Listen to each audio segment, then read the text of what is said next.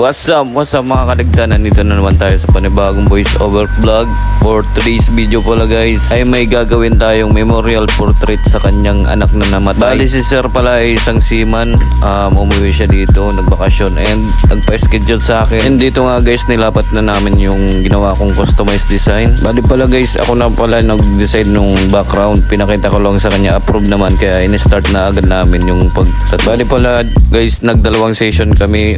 Yung unang session inabot kami ng 6 na oras. Nag-start kami ng mga alas 12 ata. Ilakad din kasi si Bossing and medyo nasasaktan na din kaya hindi ko na rin pinilit. Pero tutusin guys, kaya naman ng isang session lang. Mga ganitong pyesa, tinatapos ko rin talaga to ng mga isang session lang. Pero mahabang oras, siguro mag-aabutin kami ng 10 oras o 12 oras niyan. Medyo mabagal din ako guys magtato, pero at least sinusulit ko yung pagkagawa ko and para rin maging satisfied yung kliyente ko. Indian pala guys, gumamit ako ng advance gray sa mukha niya, pero medyo hindi siya solid talaga na advance.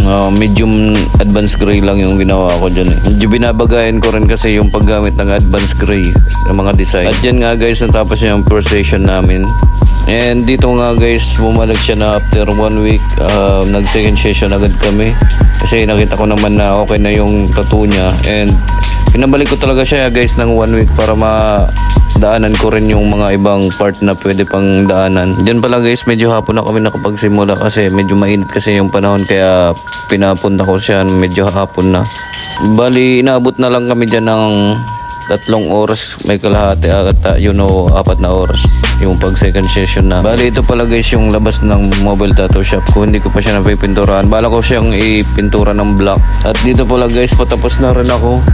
Nag highlights na lang ako dun sa part na yan. At ito nga guys yung final output ng gawa ko. Bali guys, umabot kami ng 10 hours.